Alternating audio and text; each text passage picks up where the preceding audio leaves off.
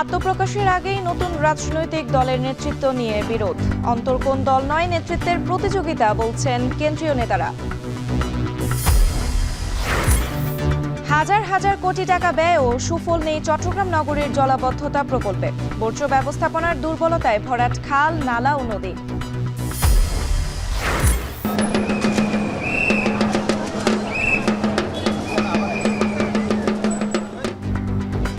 একুশে বইমেলার ভেতরে ও সামনে হরেক রকমের পণ্য নিয়ে বসছে হকার। প্রবেশপথে জটলায় দর্শনার্থীর ভোগান্তি।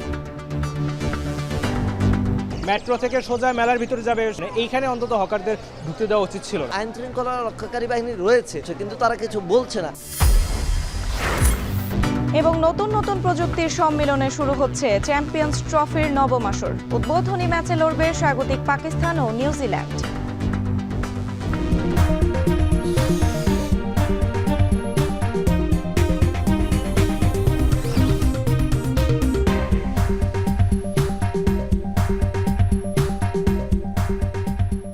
স্বাগত এখন সকালে। পুরো আয়োজন জুড়ে সঙ্গে আছি আমি সুমাইয়া রাত্রি।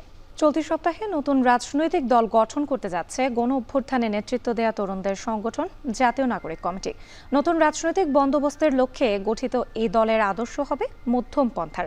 চর্চা হবে গণতন্ত্র ও জবাবদিহিতা। তবে আত্মপ্রকাশের আগেই দলটির নেতৃত্ব নিয়ে বিরোধ তৈরি হয়েছে। কেন্দ্রীয় নেতাদের দাবি এটি অন্তর্কোণ দল নয়, বরং নেতৃত্বের প্রতিযোগিতা। এদিকে বিদ্যমান রাজনৈতিক দলগুলোর কাছ থেকে শিক্ষা নিয়ে নতুন দলকে অভ্যন্তরীণ গণতন্ত্র চর্চার আহ্বান রাষ্ট্রবিজ্ঞানীদের। হাসিব বিল্লার প্রতিবেদন। দীর্ঘদিনের ফ্যাসিবাদী ব্যবস্থার কবল থেকে মুক্ত হতে লাখো প্রাণ যেদিন এক হয়েছিল কেন্দ্রীয় শহীদ মিনারে, সেদিন ঘোষণা হয় এক নতুন রাজনৈতিক বন্দোবস্ত প্রতিষ্ঠার।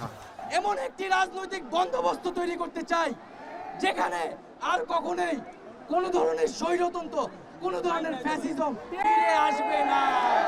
তার এক মাস পর সেই শহীদ মিনার থেকে জুলাই অভ্যুত্থানে নেতৃত্ব দেয়া তরুণদের সমন্বয়ে যাত্রা শুরু করে জাতীয় নাগরিক কমিটি।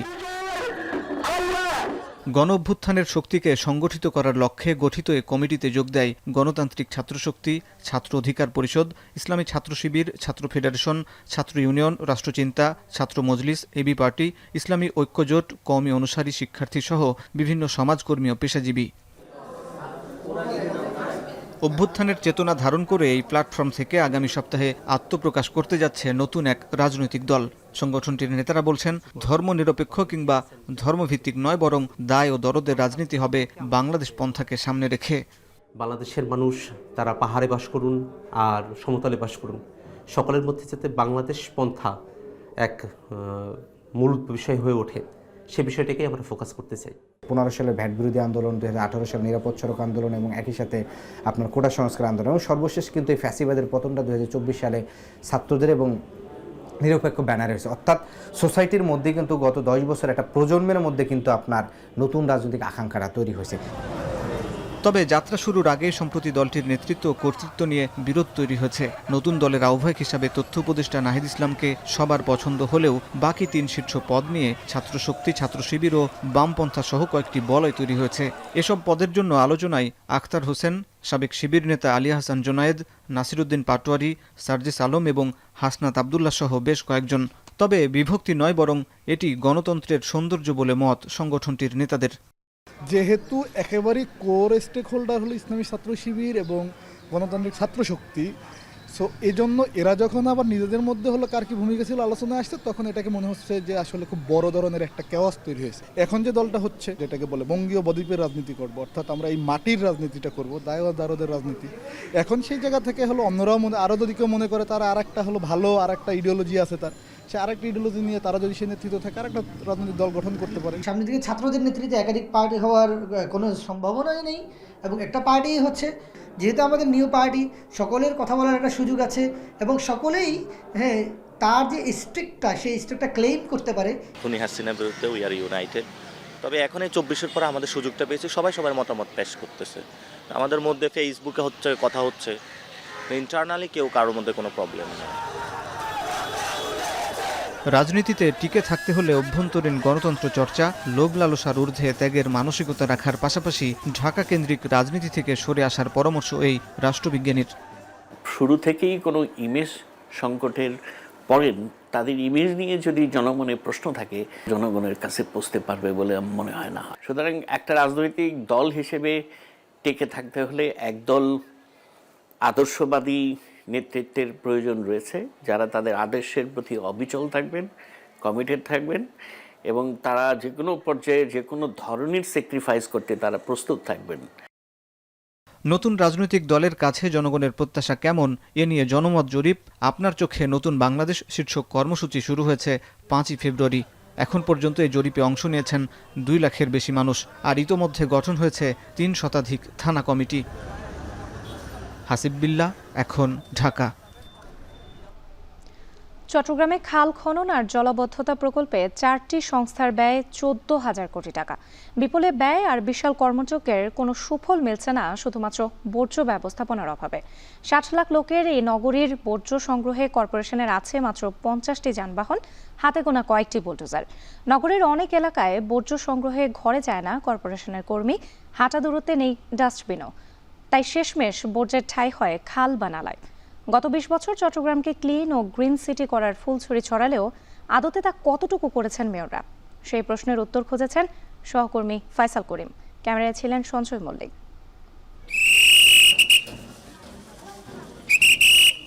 নগরের দক্ষিণ বাকুলিয়ার ওসিমিয়া সড়কে 5 থেকে 6 হাজার মানুষের বাস, যাদের ময়লা ফেলায় একমাত্র ভরসা এমন 2টি ভ্যান। স্থানীয়দের উদ্যোগে এসব ভ্যান এলাকা ঘুরে সর্বোচ্চ 80 ঘরের ময়লা সংগ্রহ করে। বাকি প্রায় 1000 পরিবারের ময়লা যায় আশপাশের খাল নালায়। তাই দিনে রাতে এমন দৃশ্য এখানে খুবই স্বাভাবিক। নগর জুড়ে এমন চিত্র অহরহ। তার সাথে ডাস্টবিন সংকট বা ময়লা সংগ্রহ নিয়ে বাণিজ্য, সবই নগরের দুর্বল বর্জ্য ব্যবস্থাপনার চিত্রকেই তুলে ধরে।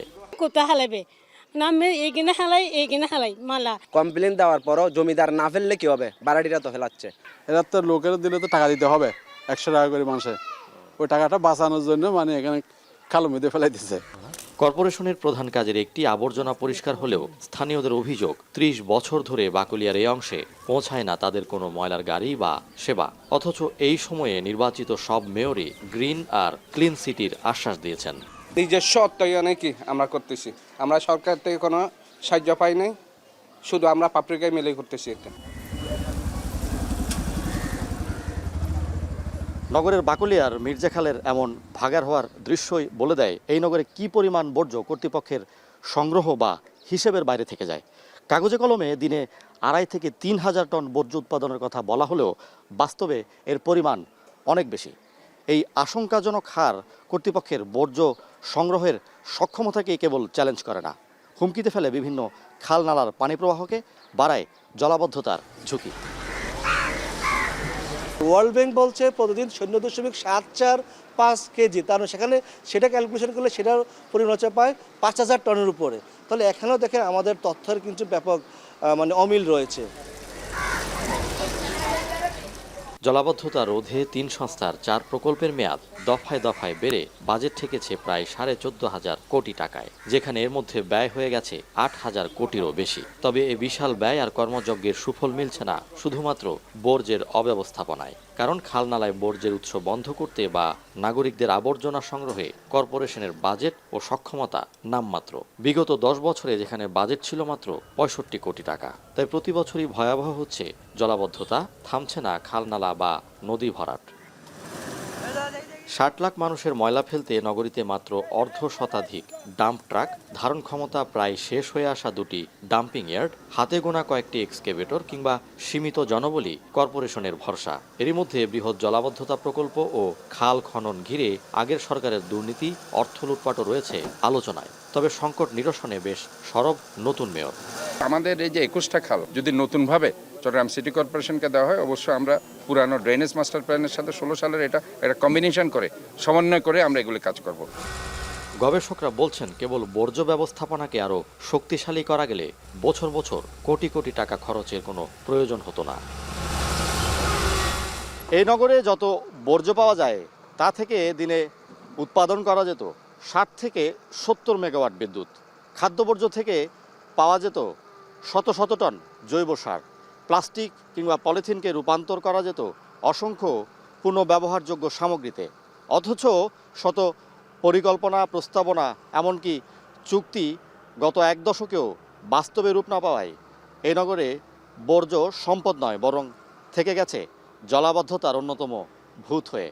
গত এক যুগ ধরে জলাবদ্ধতা প্রকল্পের পিছনে হাজার হাজার কোটি টাকা ব্যয় করা হলেও এর জন্য অন্যতম দায়ী যে বর্জ্য, সেই বর্জ্যের ব্যবস্থাপনা কিংবা রিসাইক্লিংয়ের জন্য নেওয়া হয়নি কোনো উল্লেখযোগ্য প্রকল্প বা বড় কোনো বাজেট।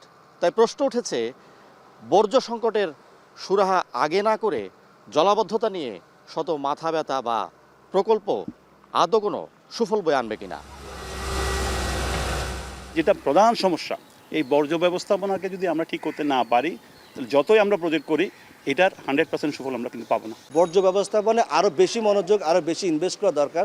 তার ফলে কী হবে, এইসব আনকালেক্টেড যে ওয়েস্টগুলো, এগুলা ব্যবস্থাপনার মধ্যে চলে আসবে। বর্জ্য থেকে জৈব সার তৈরির এই জরাজীর্ণ প্লান্ট কর্পোরেশনের রিসাইক্লিং প্রকল্পের একমাত্র উদাহরণ। 2008 সালে চালু হওয়া এই প্রকল্পে নতুন করে কোনো বিনিয়োগ হয়নি। উন্নত যন্ত্রপাতি, নতুন বিনিয়োগের অভাবে লোকসান কাঁধে নিয়ে নামমাত্র চলছে এর কার্যক্রম। যদিও কর্পোরেশন বলছে নতুন করে বর্জ্য ব্যবস্থাপনাকে আরও সক্ষম করতে কাজ শুরু করেছেন তারা। প্রাধান্য পাচ্ছে আধুনিক রিসাইক্লিং প্রকল্প। 3টা মেশিনের মধ্যে 2টা চলে না। আমাদের এখানে নতুন করে কোনো ইনভেস্টমেন্ট নেই, ওই পুরাতনগুলো দিয়েই চলছি। ওয়েস্ট টু এনার্জি অথবা ওয়েস্ট টু গ্যাস অথবা ওয়েস্ট টু সয়েল প্রোডাক্টস, এগুলো যে কোনো আমরা সিদ্ধান্ত নিব, অচিরে আমরা করব, এবং এটা আমরা মিনিস্ট্রির কাছে ইতিমধ্যে পত্র দিয়েছি।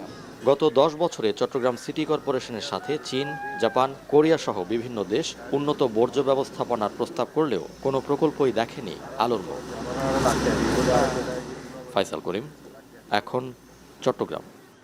আরএফএল ওয়াটার পাম্পের অটো থার্মাল টেকনোলজি, যা বেশি হিটে নষ্ট হয় না, শতভাগ মসৃণ, ব্রাশ ইম্পেলার নিশ্চিত করে অধিক পানির flow. RFL water pump on করলে পানির তুফান। বইমেলার ভেতরে ও সামনে হরেক রকমের পণ্য নিয়ে বসেছে হকাররা, যা দেখে মনে হতে পারে এটি বাণিজ্যিক কোনো মেলা প্রাঙ্গণ। ফুচকা, চটপটি থেকে শুরু করে পান সুপারি সবই মিলছে মেলাতে। প্রবেশপথে হকারদের জটলায় ভোগান্তিতে পড়ছেন দর্শনার্থীরা। বাংলা একাডেমিও যেন নীরব দর্শক। সাদাত অফরের প্রতিবেদন।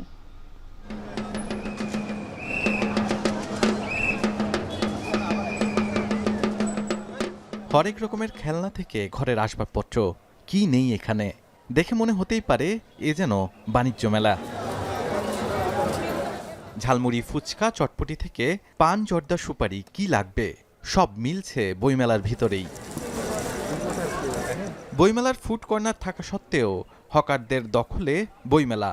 যার যা খুশি তাই করছেন এই আসরে।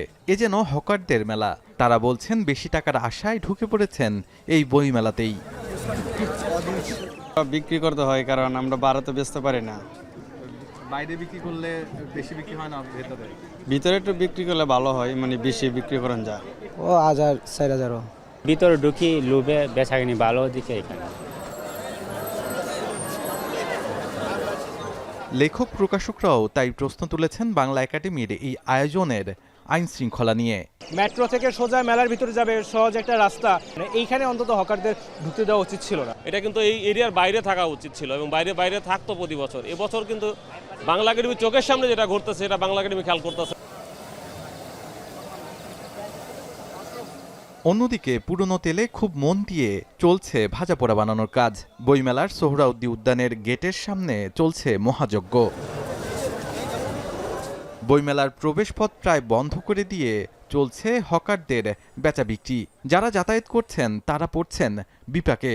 দর্শনার্থী বা বইমেলাতে যারা আসেন তাদেরও হচ্ছে এখানে এক ধরনের যানজট তৈরি হচ্ছে। আবার বইমেলার প্রয়োজনীয় গাড়িগুলো যেগুলো ঢুকার চেষ্টা করতেছে, সেটাও একটা ধরনের বাধা সৃষ্টি করছে। বিভিন্ন গেটের সামনে এই যেগুলো হচ্ছে জ্যামজট করতেছে, পরিবেশটা মানে বইমেলার মানে সৌন্দর্যটাই নষ্ট করতেছে। আর গণমাধ্যম কর্মীদের উপস্থিতি টের পেয়ে আইন শৃঙ্খলা বাহিনী হকারদের সরাতে চেষ্টা করে। তবে তখনও চলে চোর পুলিশ খেলা। একদিক দিয়ে সরালে অন্য দিক দিয়ে হাজির তারা। গণমাধ্যম কর্মী যারা রয়েছে তাদেরকে দেখা মাত্রই তাদেরকে সরিয়ে দিচ্ছে। আইন শৃঙ্খলা রক্ষাকারী বাহিনী রয়েছে, কিন্তু তাদের সামনেই কিন্তু তারা বিক্রি করছে, কিন্তু তারা কিছু বলছে না। বইমেলার শৃঙ্খলার বিষয়ে বাংলা একাডেমির পক্ষ থেকে দায় স্বীকার করলেও আইন শৃঙ্খলা বাহিনীর গাফিলতির ব্যাপারটিও উঠে আসে বাংলা একাডেমির মহাপরিচালকের বক্তব্যে। আপনি একদম ঠিক বলেছেন যে আমরা এই ব্যাপারে ব্যর্থ হয়েছি। আমরা 1 তারিখ থেকে আজ পর্যন্ত প্রতিদিন অনবরত আমাদের আইন শৃঙ্খলা রক্ষাকারী বাহিনীগুলোর সঙ্গে মিটিং করে যাচ্ছি, ফোনে আলাপ করে যাচ্ছি, সরাসরি সাক্ষাৎ করছি, তারা এখানে আসছেন, আমাদের লোক যাচ্ছে। কিন্তু আমরা বলতে বাধ্য হচ্ছি যে আমরা খুব সফল হইনি। আমাদের আইন শৃঙ্খলা রক্ষাকারী বাহিনীগুলো বারবার কথা দেওয়া সত্ত্বেও এই কাজটা আমাদের জন্য অথবা তাদের নিজেদের জন্য, কারণ এটা তাদের দায়িত্ব, করে উঠতে পারেনি। পুলিশ ও আনসার বাহিনী যেখানে হকার মুক্ত করার কথা, সেখানে দেখা মিলল তারাই তাদের ক্রেতায় পরিণত হয়েছে। বইমেলার রাস্তাগুলো ঠিক হকারদের দখলে চলে গেছে বলা গেলেই চলে, কারণ এখানে এসে দেখতে পেলাম যে প্রবেশপথ সেখানেও যেন হকারদের ছড়াছড়ি। আর বাংলা একাডেমি যেখানে নিয়ন্ত্রণ করার কথা ছিল এই হকারদের, সেখানে পুরোপুরি দর্শকের ভূমিকায় চলে গেছে বাংলা একাডেমি, সেটা কিন্তু বলাই চলে। শাহাদাত অভ্র, এখন ঢাকা। ঢাকা চট্টগ্রাম মহাসড়কের কুমিল্লার পদুয়ার বাজার এলাকায় বেপরোয়া সাদা মাইক্রোবাসের ধাক্কায় গুরুতর আহত হয়েছিলেন এখন টিভির Rajshahi bureau reporter Masuma Akter. CNG থেকে ছিটকে মহাসড়কে পড়ে থাকলে ভোরের নির্জনতায় সাথে সাথেই তাকে উদ্ধার করা হয়নি। দুমড়ে মুচড়ে যায় সেই সিএনজিটি। পুলিশ বলছে দায়ী যানবাহনটি চিহ্নিত করা হবে। এর চালককেও গ্রেপ্তারের তৎপরতা চলছে। কুমিল্লার পদুয়ার বাজারের দুর্ঘটনাস্থল ঘুরে খালেদ সাইফুল্লাহর প্রতিবেদন, আর ক্যামেরায় ছিলেন বাসির আহমেদ। ব্যস্ততম ঢাকা চট্টগ্রাম মহাসড়ক, দ্রুতগামী যানবাহনের গন্তব্যে যাওয়ার প্রতিযোগিতা চলে এখানে। চালকের অসতর্কতা মুহূর্তেই বড় দুর্ঘটনার কারণ এই মহাসড়কে। রোদ বৃষ্টি সহ নানা জটিলতা সয়ে কৃষকের উৎপাদিত এই সবজি এবার যাবে ভোক্তার হাতে। গেল 14 ফেব্রুয়ারি শুক্রবার ভোর 6টা, ভোরের আলো কেবল ফুটছিল তখন। রাজশাহী থেকে নিজের শ্বশুরবাড়ি যাওয়ার পথে পদুয়ার বাজার ইউটার্ন এলাকায় বাস থেকে নামেন এখন টিভির রাজশাহী ব্যুরো রিপোর্টার মাসুমা ইসলাম। স্বামী সৈকত সহ একটি সিএনজি অটোরিকশায় ওঠা মাত্রই পেছন থেকে ধাক্কা দেয় একটি সাদা মাইক্রোবাস, আর তখনই সিএনজি থেকে ছিটকে মহাসড়কে পড়েন মাসুমা, তার স্বামী ও সিএনজি চালক। রাস্তায় কোনো পথচারী না থাকলেও অদূরে দুটি দোকান থেকে ঘটনা প্রত্যক্ষ করেন রুহুল আমিন ও রাসেল। সকাল 6:40 মানে এখানে একটা ঘটনা হয়েছিল। মানে এখানে একটা লরি দাঁড়াতে ছিল, লরি দাঁড়ানোর পরে ওই দিকের থেকে একটা গাড়ি আছে সিএনজি, এদিকে তো একটা সিএনজির পিছনে আসছিল আপনার হাইসে ছিল, হাইসাই মারি দিচ্ছে একটা গাড়ি, লরি সাইডে দিয়ে খারাপ ছিল। তারপরে মনে করেন না আমরা এনে ছিলাম, এর মধ্যে হাই এক্সট্রা ঢাকা থেকে আইয়ে মারিয়ে দিস পিছন দিয়া। এর মধ্যে একটা মহিলা ছিল, একটা পুরুষ নূরজান থেকে আইয়া সিএনজি ড্রাইভারে ডাক দিছে। এই বেশ কিছু সময় সড়কে পড়েছিল মাসুমা। এ সময় ঘাতক মাইক্রোবাসটি দ্রুত ঘটনাস্থল থেকে পালিয়ে যায়। অভিযোগ রয়েছে দূরপাল্লার পরিবহনগুলো পদুয়ার বাজার থেকে বেশ দূরে যাত্রীদের নামিয়ে দেয় প্রায়ই দুর্ঘটনা ও ছিনতাইয়ের শিকার হন যাত্রীরা। এটা আপনার পদুয়ার বাজার বিশ্ব রোড সন্ধু হোটেলের অপর সাইডে গাড়িগুলো এখানে থামি যাত্রীগুলো নামায় দেয়। এখান থেকে নুরজানে যেগুলো হোটেল বেরোতে দেয়, নুরজানেরগুলো নুরজানে চলে যায়। খোলা জায়গা জি পেছনে মার্কেট, রাস্তার ভিতরে নামায় দেয় গাড়িগুলা যে হোটেল নূরজাহানের অপর পাশে নামায়, তারা খোলা জায়গায় নামায় এবং কি ইউটার্নের একটু আগে দিয়ে নামায়, এমন একটা বিপদ সীমা জায়গায় নামায়। সিসিটিভি ফুটেজ বিশ্লেষণ ও অনুসন্ধানে জানা যায় মাইক্রোবাসটি নতুন ও সাদা রঙের। জনৈক প্রবাসীকে নিয়ে মাইক্রোবাসটি ঢাকা থেকে ফিরছিল বলেও জানা গেছে। গাড়ির নম্বর প্লেটের শেষ 3 ডিজিট 485। এদিকে ঘাতক মাইক্রোবাস ও চালককে ধরতে তৎপরতার কথা জানিয়েছে হাইওয়ে পুলিশ। অধিক গুরুত্ব দিয়ে এই বিষয়টা দেখব। পাশাপাশি আমাদের অন্যান্য পুলিশের যে ইউনিট আছে, জেলা পুলিশ, তারা হেল্প করবে। আমাদের ঢাকা চট্টগ্রাম মহাসড়ক, এখানে সিসিটিভি ক্যামেরা আছে, ফলে কি ঘটনা ঘটছে, কোত্থেকে এর পিছনে অন্য কোনো দুরভিসন্ধি আছে কিনা, সকল বিষয়ে আমরা তদন্তের মাধ্যমে নিয়ে আসতে পারবো। সড়কে চালকের অসতর্কতা ও অদক্ষতায় যে তাজা প্রাণ ঝরে যায় তার দগদগে স্মৃতি বাকি জীবন বয়ে বেড়াতে হয় স্বজনদের। প্রতিদিন মাসুমার মতোই অনেক প্রাণ ঝরছে মহাসড়কে, তবুও ফিরছে না শৃঙ্খলা। ঘাতক চালককে দ্রুতই আইনের আওতায় আনা হবে এমন প্রত্যাশাই সবার। খালেদ সাইফুল্লাহ, এখন কুমিল্লা। রাজশাহী ব্যুরো রিপোর্টার মাসুম আক্তার যাবার আগেও ভোলেননি নিজের দায়িত্ব। সচেতন এই প্রতিবেদক কাজকে ভালোবেসে গেছেন বেঁচে থাকার সবটা সময় জুড়ে। মাসুম আক্তারের করা সবশেষ প্রতিবেদন নিয়ে জানাচ্ছেন রাকিবুল হাসান। রাজশাহী ব্যুরো অফিসের ওয়ার্ক স্টেশনের এই দরজাটাতে দাঁড়ালেই দেখা যেত সহকর্মী মাসুম আক্তার তার প্রিয় এই ডেস্কে বসেই কখনো স্টোরির গবেষণায় মত্ত, কখনো বা স্টোরির খুঁটিনাটি নিয়ে আলোচনা করছেন নিজে নিজেই, আওড়াচ্ছেন কি করলে ভালো হয় এবং কি করে আরও নতুন নতুন গল্প বলা যায় দর্শকদের জন্য। ঠিক এই চেয়ারটিতেই বসতেন তিনি, এই টেবিলেই, এই কিবোর্ডেই খটখট শব্দে আওড়াতেন আর লিখে চলতেন গল্প। এই অঞ্চলের ফুলের ব্যবসা নিয়ে সর্বশেষ তার যে গল্প সেটিরই কাজ করছিলেন তিনি। সেই ফুলের ব্যবসা নিয়েই তার করা সর্বশেষ প্রতিবেদনটি এবারে আপনাদের দেখাবো। পরিপাটি অফিসটা আছে dining, guest room, work station, লকারের বুম, ট্রাইপড আর ক্যামেরা সবটাই যত্নে রাখা। অবচেতন মনে ঘুরে ফেরে সহকর্মীর আবছায়া, এখনও কানে ভাসে কিবোর্ডের খটখট শব্দে প্রতিবেদন লেখা আর মুখে মুখে আওড়ানো শব্দের গাঁথুনি। গাছে গাছে নতুন কুড়ি, প্রকৃতির মৃদুমন্দ হাওয়া আর পাখিদের ডাক, রং ছড়ানো প্রকৃতি বলছে সবে তো বসন্ত এলো দ্বারে। শীতের রুক্ষতা কাটিয়ে ফুলে ফুলে সাজতে শুরু করেছে প্রকৃতি, তবে এগুলোর কোনোটাই বুনো ফুল নয়, বাগানেই হচ্ছে এসব ফুলের চাষ। স্মরণে বরণে বা নাগরিক জীবনের শত আয়োজনে ফুলের চাহিদা দিন দিন বাড়ছে। গুচ্ছ গাঁদা, টকটকে গোলাপসহ বাহারি রং এবং বৈজয়ন্তীর চাষ করছেন চাষিরা। শীতের শুরুতে যত্নে বরেন্দ্রের উঁচু নিচু কিংবা সমতলের মাটিতে প্রতি বছর বাড়ছে এই ফুলের চাষ। 3 মাসের পরিশ্রমে বছরের মুনাফা তুলতে পারছেন চাষিরা। ফুলের খুচরা বাজার থাকায় এ চাষে বাড়ছে ক্ষুদ্র উদ্যোক্তা। তবে অন্যান্য কৃষিপণ্যের মতো এখানেও বিক্রেতাদের কাছে কিছুটা জিম্মি চাষিরা। গত বছরের চাইতে এবছরে ফুলের চাহিদা অনেক বেশি, আর গত বছর আমাদের ব্যবসা সেরকম করতে পারেনি, সেজন্য এবার আমাদের কম, কিন্তু এবার ফুলের চাহিদা অনেক বেশি। চাহিদা অনুযায়ী কিন্তু আপনার দাম কম, মানে ফুলের আপনার ঠিকই আপনার দোকানদাররা কিন্তু আপনার দাম বিক্রি করছে দাম দিয়ে, কিন্তু আমাদেরকে দাম একটু কম দিচ্ছে। গতবার যে চাহিদা ছিল না, চায়না থেকে যেসব প্লাস্টিকের ফুলগুলো আসতো, এজন্য দেখা যাচ্ছে ফুল ব্যবসায়ীগুলো অনেক ক্ষতিগ্রস্ত হচ্ছে। তবে গেল বছরের তুলনায় ফুলের চাষে বিঘায় খরচ বেড়েছে প্রায় 10,000 টাকা। কিন্তু এবারে ফেব্রুয়ারি জুড়ে বিভিন্ন দিবস উদযাপনে অন্যান্য বছরের চেয়ে আয়োজন ছিল কম, ফলে বাজারে কমেছে বেচাকেনা। কাস্টমার নেই, বাজারে চাহিদা কম, ফুল ব্যাপক পরিমাণ আছে কিন্তু কাস্টমার কম। আমরা বেচছি এখন 30 টাকা, গত বছর বেচছিলাম 50 টাকা, গোলাপ বেচছিলাম 100 টাকা, এখন বেচছি 50-40 টাকা, লাল গোলাপ বেচছি 20 টাকা 30 টাকা। স্থানীয় কৃষি সম্প্রসারণ অধিদপ্তর বলছে, রাজশাহীতে ফুলের চাহিদা বৃদ্ধি পাওয়ায় দিন দিন বাড়ছে চাষিদের সংখ্যা। তবে ব্যবসায়ীদের মত, প্রাকৃতিক অবস্থা বিবেচনায় মুষ্টিমেয় নয়, বরং নানা রকম ফুলের চাষ বাড়াতে হবে।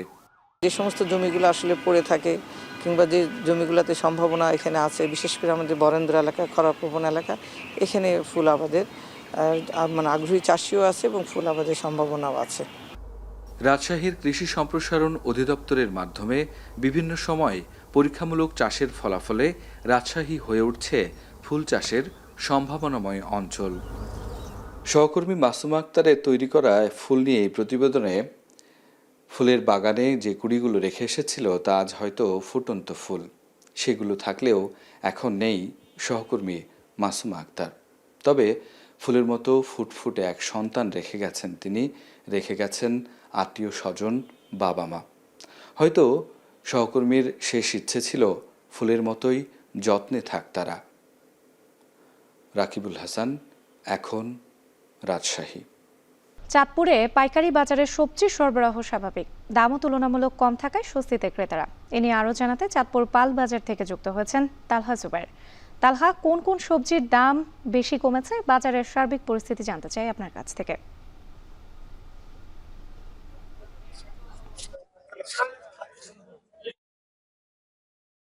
চাঁদপুরের পাল বাজারে আছে আমি এই মুহূর্তে, এবং যেখানে কিন্তু সকাল থেকেই ক্রেতা এবং বিক্রেতাদের বেশ সাড়া কিন্তু দেখতে পাচ্ছি।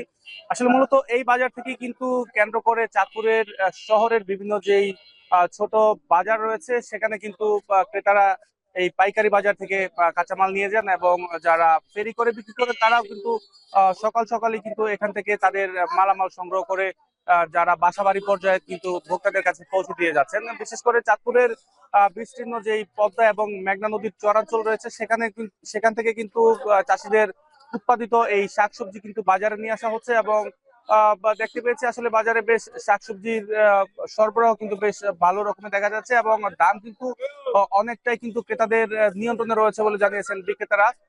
আমি আছি আসলে যারা পাইকার রয়েছেন তাদের সাথে কথা বলে যেটা জানতে পেরেছি যে বর্তমানে টমেটো বিক্রি করা হচ্ছে 8 থেকে 10 টাকা কেজি, যা কিন্তু কিছুদিন আগেও 15 থেকে 20 টাকা কেজি দরে কিন্তু বিক্রি করা হতো। তাছাড়া সিম বিক্রি করা হচ্ছে 35 টাকা কেজিতে, এবং কাঁচামরিচের দামও কিন্তু কমেছে এবং তা কিন্তু বিক্রি করা হচ্ছে 30 টাকা কেজিতে। শীতকালীন আরেকটি যে ফসল রয়েছে সেক্ষেত্রে ফুলকপি কিন্তু বিক্রি করা হচ্ছে মাত্র 5 টাকা কেজি, 5 টাকা পিস, এবং বাঁধাকপি বিক্রি করা হচ্ছে 12 থেকে 15 টাকা পিস হিসেবে। তাছাড়া লাউ বিক্রি করা হচ্ছে 30 থেকে 40 টাকা পিস হিসেবে, যা কিন্তু কিছুদিন আগেও কিন্তু বিক্রি করা হতো 60 থেকে 70 টাকা দরে। তাছাড়া অন্যান্য শাকের মধ্যে লাল শাক কিংবা পালং পুঁই শাক কিন্তু বিক্রি করা হচ্ছে কেজি প্রতি 15 থেকে 20 টাকা দরে। এছাড়া দেখতে পেয়েছি যে মিষ্টি কুমড়া বিক্রি করা হচ্ছে 12 থেকে 15 টাকা দরে, এবং বেগুন বিক্রি করা হচ্ছে 15 টাকা কেজি প্রতি। তো আসলে যারা চাঁদপুরের কৃষক রয়েছেন এবং চাঁদপুরের কৃষকদের পাশাপাশি কিন্তু ঢাকা সহ দেশের উত্তরবঙ্গ থেকে কিন্তু প্রচুর পরিমাণে এই কাঁচামাল কিন্তু নিয়ে আসা হয় চাঁদপুরের এই পাল বাজারে, এবং এখান থেকেই কিন্তু জেলার বিভিন্ন উপজেলা কিংবা ছোট ছোট যেই বাজার রয়েছে সেখানে কিন্তু এইখান থেকে কিন্তু ক্রেতারা নিয়ে যান, এবং পরবর্তীতে ভোক্তা পর্যায়ে কিন্তু এই মালামাল বিক্রি করা হয়ে থাকে। আসলে দাম কম থাকার কারণে কিন্তু ভোক্তারাও কিন্তু বেশ স্বস্তি প্রকাশ করছেন বলে কিন্তু আমরা জানতে পেরেছি। চাঁদপুরের পাইকারি বাজার থেকে যুক্ত ছিলেন সহকর্মী তালহা জুবের। রমজানকে সামনে রেখে নওগাঁয় বেড়েছে দুধের দাম। আশানুরূপ দাম পাওয়ায় খুশি খামারিরা। এ নিয়ে আরো জানাতে মহাদেবপুর উপজেলার বক চত্বর থেকে যুক্ত হয়েছেন আব্বাস আলী। আব্বাস, সপ্তাহ ব্যবধানে লিটার প্রতি দুধের দাম কত টাকা বেড়েছে?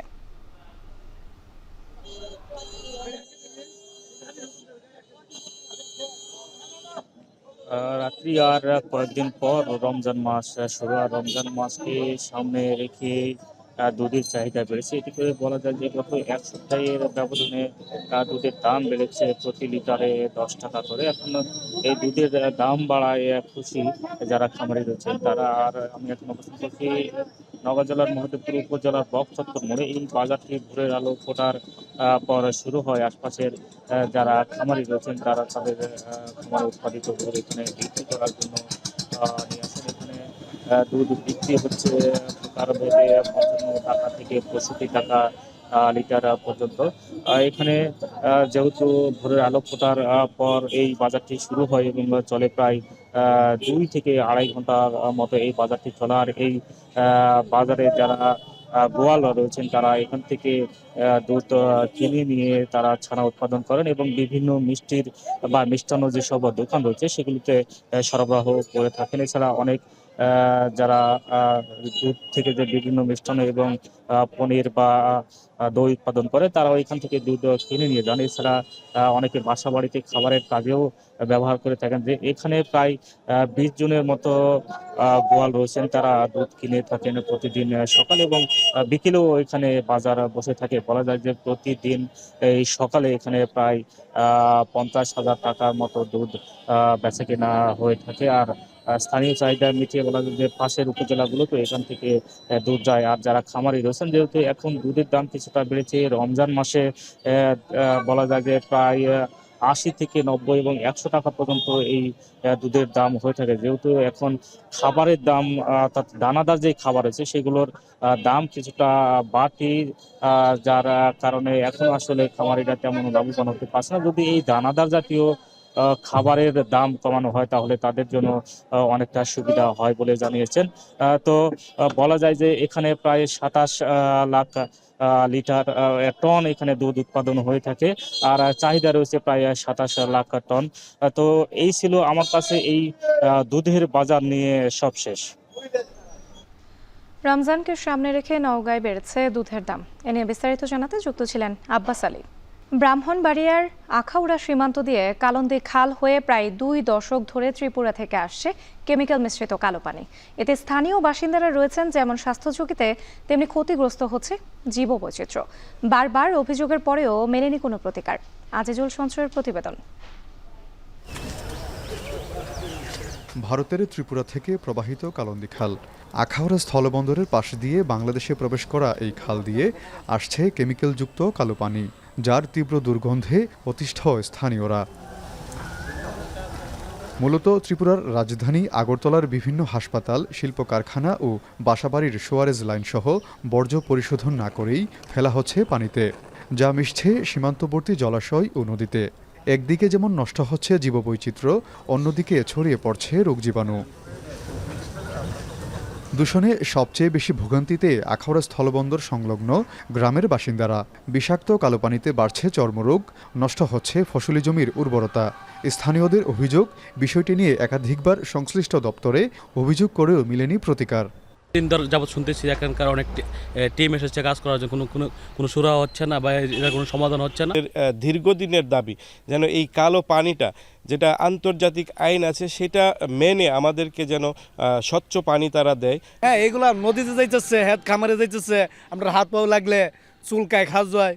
পরিবেশ ও জীববৈচিত্র্য রক্ষায় দ্রুত এই সমস্যার সমাধানে কূটনৈতিক উদ্যোগের পাশাপাশি পানি পরিশোধনের দাবি জানিয়েছে নদী ও প্রকৃতি সুরক্ষা সংগঠনগুলো। নিজেদের স্বার্থে হলেও বাংলাদেশের উচিত নিজেদের সীমান্তের ভিতরে এখানে পরিশোধনের ব্যবস্থা করে পানিটাকে বিশুদ্ধ করে যেন আমাদের এখানে খালে ছাড়া হয়, তাহলে কিন্তু আমাদের তিতাস নদীটা বেঁচে যাবে এবং আশেপাশের মানুষজন বেঁচে যাবে। এখানকার যে রোগ বালাইয়ের যে অবস্থা, এখানে পশু পাখি থেকে ধরে সব কিছু কিন্তু এখানে আক্রান্ত হচ্ছে, মানে জলজ প্রাণী, জলজ উদ্ভিদ কিন্তু এখানে নষ্ট হচ্ছে। তো এইগুলোকে আমলে নেওয়া উচিত। এদিকে বিষয়টি নিয়ে জোরালো আলোচনা চলছে জানিয়ে জেলা প্রশাসক বলেছেন, খালে পানি ছাড়ার আগে ন্যূনতম পরিশোধন নিশ্চিত করার বিষয়ে ব্যবস্থা নেওয়ার চেষ্টা চলছে। আশা করি এটার একটা ফ্রুটফুল যে আসলে এটা তো আসলে ডিস্ট্রিক্ট অ্যাডমিনিস্ট্রেশনের ফাংশন না, এটা আসলে ইন্টারন্যাশনাল বাউন্ডারি, এটা ইন্টারন্যাশনালি ফাংশন। এ বিষয়ে যতটুকু জানি এ বিষয়ে আলোচনা চলছে। হ্যাঁ, খুব দ্রুত যাতে এটা সমাধান করা যায় আমরা চেষ্টা চালিয়ে যাচ্ছি আর কি। বাংলাদেশে যাতে প্রবেশ করার সময় অ্যাটলিস্ট যাতে তারা বিষাক্ততা কমিয়ে আনতে পারে, অর্থাৎ যেহেতু ইন্ডাস্ট্রিয়াল তাদের ওয়েস্টেজগুলো এদিকে আসছে, যা যতটুকু জানি সেটা যাতে সে শোধন করে পাঠাতে পারে, সেই ব্যবস্থা আমরা এ বিষয়ে আমরা প্রস্তাবও দিয়েছি। ত্রিপুরা থেকে আসা কালো পানি আখাউড়া স্থলবন্দর হয়ে তিতাস নদীতে গিয়ে মিশেছে। আজিজুল সঞ্চয়, এখন ব্রাহ্মণবাড়িয়া। এবারে দেশের বাইরের প্রসঙ্গ। নতুন করে ঢাকা থেকে রোম রুটে বিমান বাংলাদেশ এয়ারলাইন্সের ফ্লাইট চালুর বর্ষপূর্তি উদযাপিত হয়েছে ইতালিতে।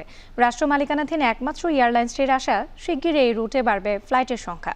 পাশাপাশি মিলান থেকেও ঢাকায় সরাসরি ফ্লাইট চালুর সম্ভাবনা রয়েছে। ইতালি থেকে মনিরুজ্জামান মনিরের তথ্য ছবিতে বিস্তারিত। 1981 সালের 2রা এপ্রিল প্রথমবারের মতো বাংলাদেশ থেকে ইতালিতে সরাসরি ফ্লাইট পরিচালনা শুরু করে বিমান বাংলাদেশ এয়ারলাইন্স। দীর্ঘ 34 বছর পর 2015 সালের এপ্রিলে অনির্দিষ্টকালের জন্য বন্ধ হয়ে যায় এই ব্যবস্থা। তবে 2024 সালে ফের চালু হয় রোম টু ঢাকা সরাসরি ফ্লাইট। বর্ণাঢ্য আয়োজনের মাধ্যমে নতুন করে চালু হওয়া ফ্লাইট সার্ভিসের বর্ষপূর্তি উদযাপন হয়েছে ইতালিতে। রোম ঢাকা ফ্লাইটের বর্ষপূর্তিতে এই রুটে ফ্লাইটের সংখ্যা বৃদ্ধির আশা করছেন বিমান বাংলাদেশের কর্মকর্তারা। পাশাপাশি হাতছানি দিচ্ছে রোমের পরে মিলান থেকেও ফ্লাইট চালুর সম্ভাবনা। আমরা বর্তমানে 3টা অপারেশনে আছি, Rome Dhaka Rome operation Dreamliner দিয়ে। ইন ফিউচারে আমরা দেখেছেন যে আপনাদের প্রবাসীদের যে অনুপ্রেরণা, আমাদেরকে সাপোর্ট, সেক্ষেত্রে আমরা 2টো জায়গায় 3টে করেছি। ইউরোপের 8টি দেশের 11টি বিমানবন্দর থেকে রোম হয়ে ঢাকায় যাতায়াত বাড়ছে। পাশাপাশি ইতালির 12টি শহর থেকে কানেক্টিং ফ্লাইটের মাধ্যমেও এই রুটে দেখা মিলছে উল্লেখযোগ্য যাত্রী। কানেক্টিং ফ্লাইটের সুবিধা কাজে লাগাতে পারলে বিমানে লাভবান হবার সম্ভাবনা রয়েছে বলে দাবি রাষ্ট্রদূতের। একটা খুব বড় উদ্যোগ এবং আমি মনে করি যে এই উদ্যোগের মাধ্যমে বিমানের প্যাসেঞ্জার সংখ্যা আরো বৃদ্ধি পাবে এবং আমাদের প্রবাসে ইতালির বিভিন্ন শহরে যারা বাংলাদেশি আছে তারা যেমন বেনিফিটেড হবে এবং ইতালির পার্শ্ববর্তী অন্যান্য ইউরোপিয়ান ইউনিয়নভুক্ত অন্যান্য দেশ থেকে যারা প্রবাসী আছে তারাও এই সুযোগটা পাবে। বর্ষপূর্তি উদযাপন অনুষ্ঠানে 2024 সালে বিমান বাংলাদেশ এয়ারলাইন্সের সর্বাধিক টিকিট বিক্রেতাদের পুরস্কৃত করা হয়। বিমান আগে থেকে অনেক উন্নতভাবে নতুন নিয়মে আসতেছে এবং সুন্দরভাবে চলতেছে। এই কৃতিত্ব শুধুমাত্র আমাদের নিজেদের একা না, আমাদের সমস্ত গ্রাহক এজেন্ট ও শুভাকাঙ্ক্ষীদের সমন্বয়ে আজকে আমরা এই এতটুকু অর্জন করেছি। গ্রাহকদের আস্থা এবং ভালোবাসা না থাকলে হয়তো আমরা এত দূরে আসতে পারতাম না। সংশ্লিষ্টদের আশা, লাল সবুজের পতাকাবাহী বিমান বাংলাদেশ এয়ারলাইন্স শীঘ্রই ইতালি সহ ইউরোপ জুড়ে প্রবাসীদের জন্য আবির্ভূত হবে গর্বের প্রতীক হিসেবে। মনিরুজ্জামান মনির, এখন ইতালি।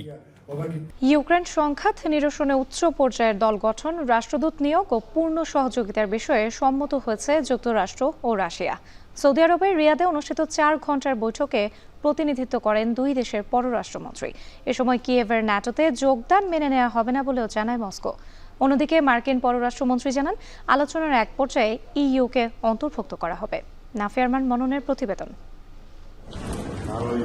প্রায় 3 বছরব্যাপী যুদ্ধে মঙ্গলবার প্রথমবারের মতো সরাসরি বৈঠকে বসে যুক্তরাষ্ট্র ও রাশিয়া। সৌদি আরবের রিয়াদে উচ্চ পর্যায়ের বৈঠকে নেতৃত্ব দেন দুই দেশের পররাষ্ট্রমন্ত্রী। ইউক্রেন যুদ্ধ অবসানে দীর্ঘ ও কঠিন যাত্রার প্রথম ধাপ হিসেবে বৈঠকটিকে তুলনা করেছেন মার্কিন পররাষ্ট্রমন্ত্রী। অন্যদিকে রুশ পররাষ্ট্রমন্ত্রী জানান, যুদ্ধবিরতি নিয়ে আলোচনার জন্য পুনরায় রাষ্ট্রদূত নিয়োগের পাশাপাশি শীঘ্রই উচ্চ পর্যায়ের দল গঠন করবে দুই দেশ। পাশাপাশি পূর্ণ সহযোগিতার বিষয়ে মিলেছে যৌথ সম্মতি। Практически договорились, что нужно решительно раз и навсегда проблему функционирования наших дипломатических миссий. Ну и по... Today is the first step of a long and difficult journey, but an important one. And President Trump is committed to bringing an end to this conflict. And as he said when he campaigned for president. And he wants it to end in a way that's fair. He wants it to end in a way that's sustainable and enduring, not that leads to another conflict in 2 to 3 years. শীর্ষ পর্যায়ের এই বৈঠকে ঘুরে ফিরে এসেছে ইউরোপীয় union ও ন্যাটোর প্রসঙ্গ। রাশিয়ার পক্ষ থেকে মার্কিন প্রতিনিধিদের জানানো হয়েছে, সার্বভৌমত্বের অংশ হিসেবে ইউরোপীয় ইউনিয়নে যুক্ত হবার সিদ্ধান্ত নিতেই পারে ইউক্রেন। তবে সামরিক জোট ন্যাটোতে কিয়েভের অন্তর্ভুক্তি মস্কোর নিরাপত্তায় সরাসরি হুমকি তৈরি করবে। অন্যদিকে মার্কিন পররাষ্ট্রমন্ত্রী জানান, যুদ্ধবিরতি বিষয়ক আলোচনার এক পর্যায়ে ইইউকে অন্তর্ভুক্ত করা হবে। And there are other parties that have sanctions. The European Union is going to have to be at the table at some point because they have sanctions as well that have been imposed. So, but I guess the point here is the goal is, and we agreed on what the goal is. Первым среди западных лидеров четко сказал, что втягивание Украины в НАТО является одной из главных причин того, что происходит. বৈঠকে ইউক্রেনের কোনো প্রতিনিধি না থাকার প্রশ্ন এড়িয়ে যান রুশ পররাষ্ট্রমন্ত্রী। অপরদিকে মার্কিন পররাষ্ট্রমন্ত্রী জানান, কাউকেই বঞ্চিত করা হয়নি। ক্রেমলিন জানিয়েছে, শান্তি প্রতিষ্ঠায় প্রয়োজন অনুসারে জেলেনস্কির সঙ্গে আলোচনায় প্রস্তুত রুশ প্রেসিডেন্ট ভ্লাদিমির পুতিন। В интеграционных, об экономических интеграционных процессах, и здесь, конечно же, никто не может ничего диктовать. এদিকে পোল্যান্ড সফরে রয়েছেন ইউক্রেন বিষয়ক মার্কিন বিশেষ দূত কেইথ কেলগ। মঙ্গলবার পোলিশ প্রেসিডেন্ট আন্দ্রে দুদার সঙ্গে সাক্ষাৎ করেন তিনি। ইউক্রেন সংকট নিরসনে যুক্তরাষ্ট্র ও রাশিয়ার বৈঠককে স্বাগত জানিয়েছে চীন। নাফিয়া আরমান মনন, এখন বিশ্ব। শেষ করছি এখন সকাল। যাওয়ার আগে শিরোনামগুলো আরও একবার। আত্মপ্রকাশের আগেই নতুন রাজনৈতিক দলের নেতৃত্ব নিয়ে বিরোধ, অন্তর কোন দল নয়, নেতৃত্বের প্রতিযোগিতা বলছেন কেন্দ্রীয় নেতারা। হাজার হাজার কোটি টাকা ব্যয় ও সুফল নেই চট্টগ্রাম নগরীর জলাবদ্ধতা প্রকল্পে, বর্জ্য ব্যবস্থাপনার দুর্বলতায় ভরাট খাল, নালা ও নদী।